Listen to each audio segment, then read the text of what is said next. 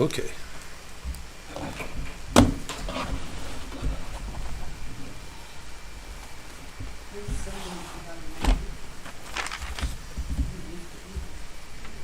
What's that? Okay, you are ready.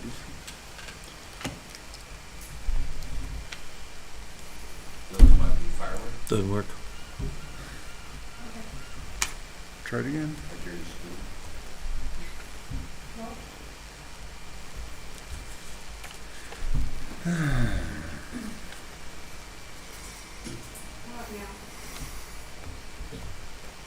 Here we go. Try the down button this time.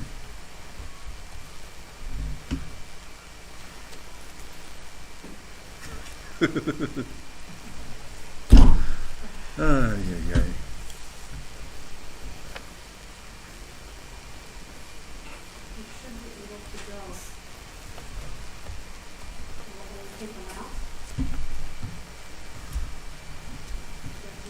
I don't know, do you want to click the mouse? Maybe that'll work it. Okay. Nope. Want to sit here? Just pass me the mouse. I'll see what I can do from over here.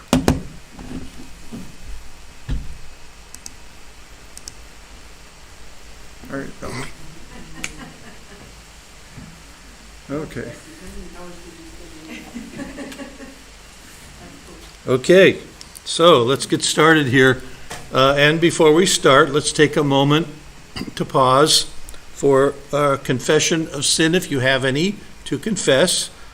Again, you didn't check at the door before you came in, and get yourself caught up. And if you're already caught up, then pray for Pastor Jesse as he teaches, that he might teach what the Lord wants him to teach, and that we might listen and hear what he wants us to hear.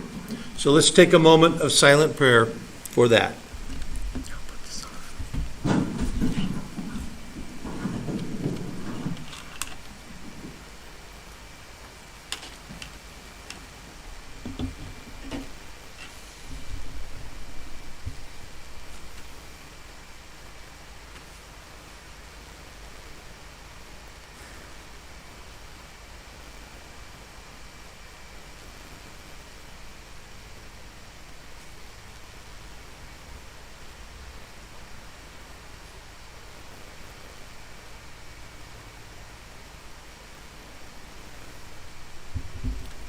Okay, thank you. And I'm going to be reading this morning.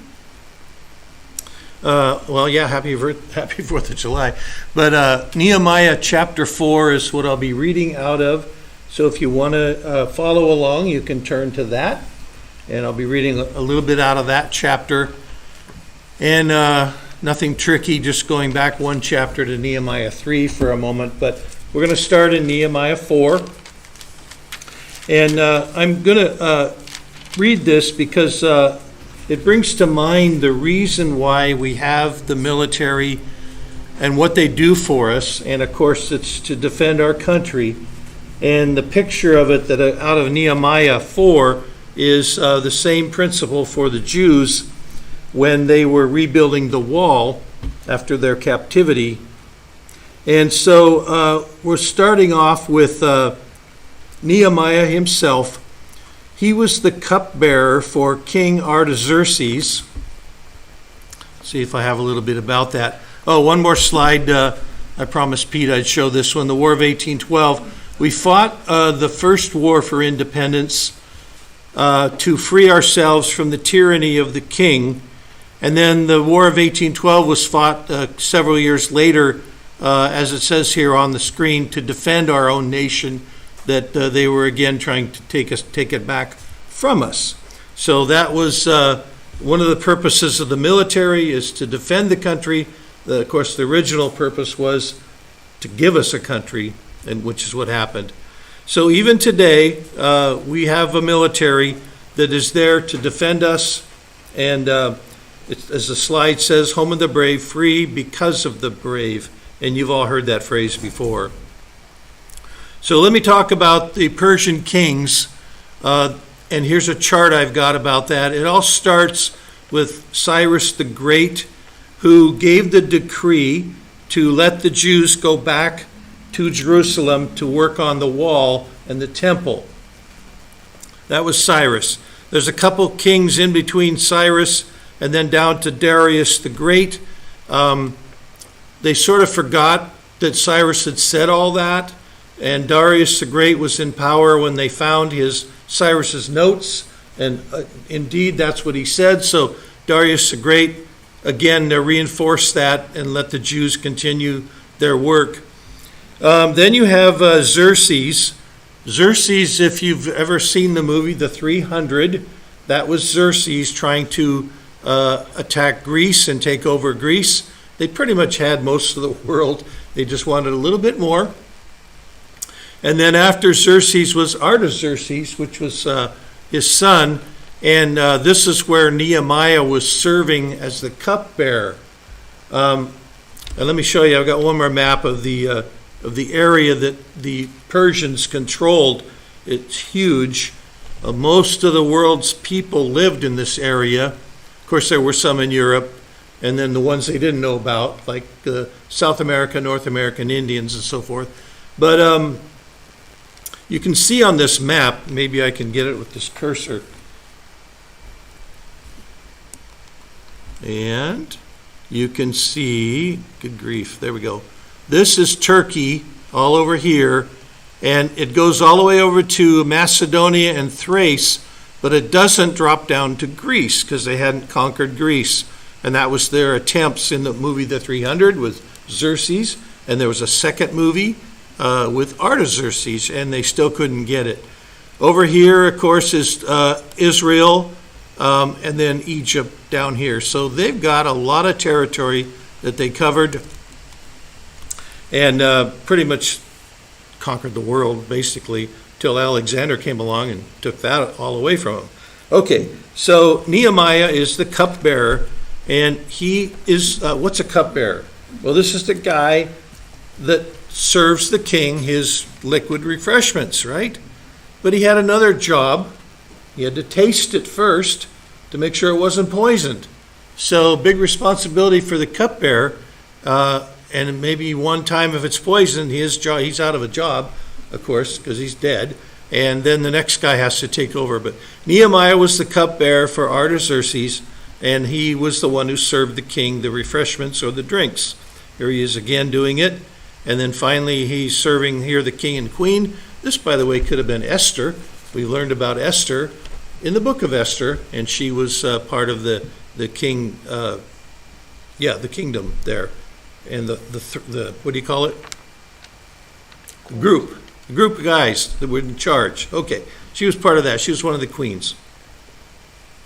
Okay, so anyway, Nehemiah hears, as he's doing the cupbearer, he hears about the work stoppage down in Jerusalem, and the work had stopped down there. He's hearing about that. He's very troubled about that. And let me find where I am in my notes. As he's during this time where he's being in the king's court, that's the phrase I was looking for. He learns that the Jews in Jerusalem had stopped the work. They were very distressed. They were intimidated, and their rebuilding efforts were dwindled down to pretty much nothing. Why is that? Because remember, they were taken out of that area for 70 years. And there were people that never were Jews, that were never taken off into captivity, who moved into that area. I mean, like, hey, it's like free houses and stuff, let's take them. I call them squatters. They'd taken over.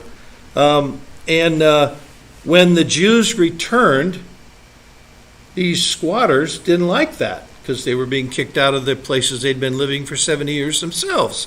So they didn't want the Jews to work on that wall. I'm going to read a little bit about that in a few minutes. Anyway, they were mocking them and so forth. These were Samaritans, Amorites, Arabs, Philistines, etc. These people had moved into the area when Nebuchadnezzar deported the Jews to Babylon. They didn't want the Jews coming back, And they were intimidating them the best they could and actually threatening them and so on and so forth. They didn't want these walls rebuilt. They didn't want the temple rebuilt, etc. Their hostility actually contributed to the work stoppage and disheartened attitudes that were there. So at this point now, it's been 20 years since Ezra had led a group back to work on the temple, and still the work was not finished. And now Nehemiah is going to go down there to try to motivate them to get things going again. Once he got there, by the way, Nehemiah defied the opposition of the people that were there. He built the walls and he had them finished in 52 days, which was quite remarkable. In his talk to the Jews, he told them to keep their weapons at their hand as they were working on the wall. They were also to be ready to defend themselves, to defend their city, to defend their family, to defend their homes, to defend their sons and their daughters and their wives, and so on and so forth. And this was the purpose of our military, or a military, is to defend those things and keep people free. Okay, so let me read a little bit about this agitation or this hostility that was happening. And I'm reading out of chapter 4 of Nehemiah, starting at verse 1. It says, "Now it came about that when Sanballat heard that we were rebuilding the wall, he became furious and very angry, and he mocked the Jews. He spoke in the presence of his brothers and the wealthy men of Samaria, and he said, 'What are these feeble Jews doing? Are they going to restore it for themselves?'" His mockery here again. "Can they offer sacrifices? Can they finish in a day? Can they revive the stones from the dusty rubble, even the burned ones?" Remember, Nebuchadnezzar knocked them all down and then set everything on fire, and a burned up stone is not going to be very sturdy. Verse 3, "Now Tobiah the Amorite was near to him, and he said, 'Even what they are building, if a fox should jump on it, he would break the stone wall down.'" In other words, these walls are very flimsy and weak. He also goes on down in verse 7. It says, "Now when Sanballat, Tobiah, and the Arabs, the Amorites, the Ashdodites, heard that the repair of the wall of Jerusalem went on, and that the breaching began to be closed, they were very angry. All of them conspired together to come and fight against Jerusalem and to cause a disturbance in it." So here's Nehemiah giving his talk to the people. I'm going to be reading this talk out of verses 13 through 18, but he's telling them about defending, as I read before, defend yourselves, your city, your families, your homes, your sons, your daughters, your wives, etc. And here's the big group that's listening to him saying all that. So they're going to begin on this wall once Nehemiah is ready to go. He's called the builder for God. And you can see, I should back that up. You can see there are some working on the wall, and there are some that are standing guard with their spears. Same thing here. We've got people with spears standing behind the workers. And our verse on the screen is verse 18 out of our chapter.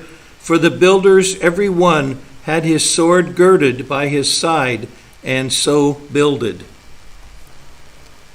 Again, another picture of them standing guard. And I want to go through a little bit about the gates that they're working on. So if you'll go back one chapter to chapter 3 of Nehemiah, if you want to follow me on this. And I'm starting off, I'm just going to quickly go through this. But you can see in verse 1, it mentions the sheep gate. Do you all see that up there at the top? It's in red where it says start. That's the sheep gate. And then, of course, these verses explain or talk about the walls in between the gates, and that's what they were working on, was those walls. Verse 1 also talks about the Tower of the 100 and the Tower of Hananel. Verse 3 is the fish gate. Verse 6 is the old gate.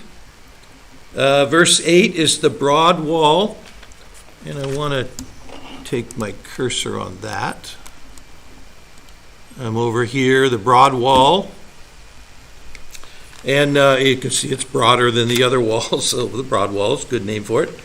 And then, let's see, verse 11 is the Tower of Furnaces or Ovens. It's listed as the Tower of Ovens on my map here. Verse 13 is the Valley Gate, as we continue to move down. Verse 13 also mentions the Refuge Gate, which is not on my map here, but it's on the next slide. When I throw that one up, you'll see that. It's also called the Dung Gate. Verse 15, the Fountain Gate. Let's see. And a little trickery here. You have to go around the corner, and it's over here, the Fountain Gate. There it is, Fountain Gate. So we went down around the corner past the King's Garden and the Pool of Siloam, which I'll read those in just a minute.